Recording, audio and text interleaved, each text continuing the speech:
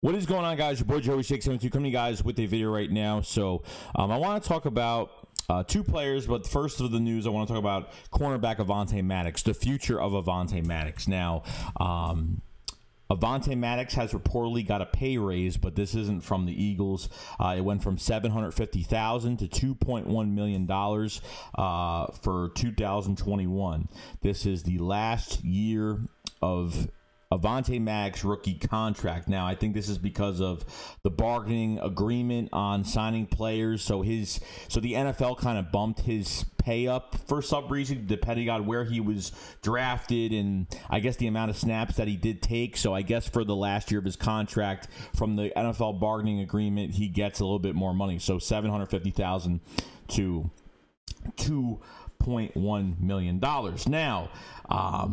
Now, Avonte Maddox, a fourth-round pick in 2018, now played 52% of the Eagles' snaps as a rookie, 50% in 2019, and after dealing with some injuries, 46% last year. I don't know what the future holds for Avonte Maddox. I'm not really sure because I don't know if he could play the outside anymore. I'd try moving positions with Avonte Maddox. I would try putting him to the inside, at least the nickel, see what he could do there. Cravon LeBlanc is a free agent right now. Put him as a safety. I remember when Rodney McLeod got hurt and Maddox really moved back there and did some really good things. I mean, he's real fast. I think he's a really good downhill runner and can really cover surfaces of the field with his body. But when it comes to playing outside corner, I just don't know if he's the right answer anymore. I mean, he's been beat almost every single time this past year, I wouldn't say past 2 years, but this year was probably 2020 was probably his worst year being with us. And it's not like I dislike him. I think he's a very up and down player. He's not consistent, and unfortunately this Jonathan Gannon as our defensive coordinator, I think a lot of things are going to change. Jonathan Gannon is known to really elevate the corners and really know how to motivate them and knows what guys to bring in. So at the end of the day, this could be in the draft. I don't want to go after a cornerback in free agency unless he's a vet or, I understand that. But, when it comes down to it, we need to draft a corner this year unless we trade for somebody that's relatively young from another team.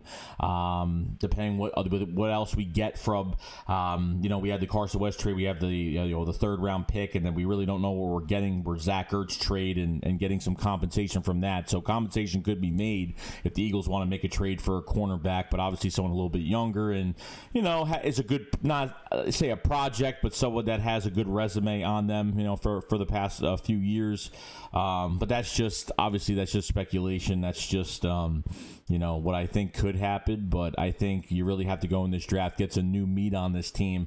Avonte Maddox just has to compete. I mean, he's competing for a new contract in 2022 when he is a free agent getting off his rookie deal. So that, should be something that's probably on his mind. I'm not a big fan of Avonte Maddox. I don't dislike him, but he's very inconsistent as a player. Now, to talk about other players, you have Derek Barnett. And to be honest with you guys, Derek Barnett, the flashes are there, but the guy cannot stay healthy. And I know we could probably say this for a million players, but Derek Barnett hasn't played as a first-round pick. And then people tell me, well, it's because he's injured. And I'm like, yeah, so we're at the end of his contract now. Well, we're taking on his... I don't know why the Eagles picked up his option for that much money. So if the Eagles get rid of Derek Barnett, if the Eagles cut Derek Barnett, the Eagles will free up, I think, $9 million, $10 million, between $9 to $10 million. Okay, that's a lot of money.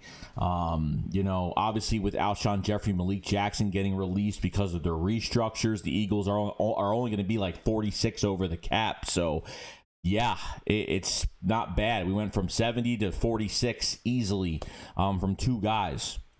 And obviously with Carson Wentz, it probably helped a little bit more. But Derek Barnett is probably a player that could get cut off this team. At the end of the day, he's done some good things, but hasn't done enough. He's not playing like a first-round pick. He went to You know, he went to Tennessee last offseason before the 2020 season. He went through a huge defensive line camp. He knows he wants to be worth that first-round pick. The Eagles drafted him and just never worked out. Never had. I mean, honestly, his rookie year was pretty good. You know, Super Bowl, did fantastic. Playoffs, made some really good plays through those stretches between the NFC Championship and the Super Bowl. But really after that, injuries have occurred, and now even coming into last year, it just got worse and worse. So I don't really know where to put this. Is he really worth keeping him on here to pay him $10 million? Is it even worth it at this point to even do that? So with Derek Barnett, I mean, not to pay him $10 million, but I mean, that's the hit that we're going to take for picking up his option. So is it really worth keeping Derek Barnett here? I'd rather have Josh Sweat in. I'd rather have Josh Sweat in all the time. You know, I think because this is the last year. So what if Derek Barnett has a good year this year? Do you pay him?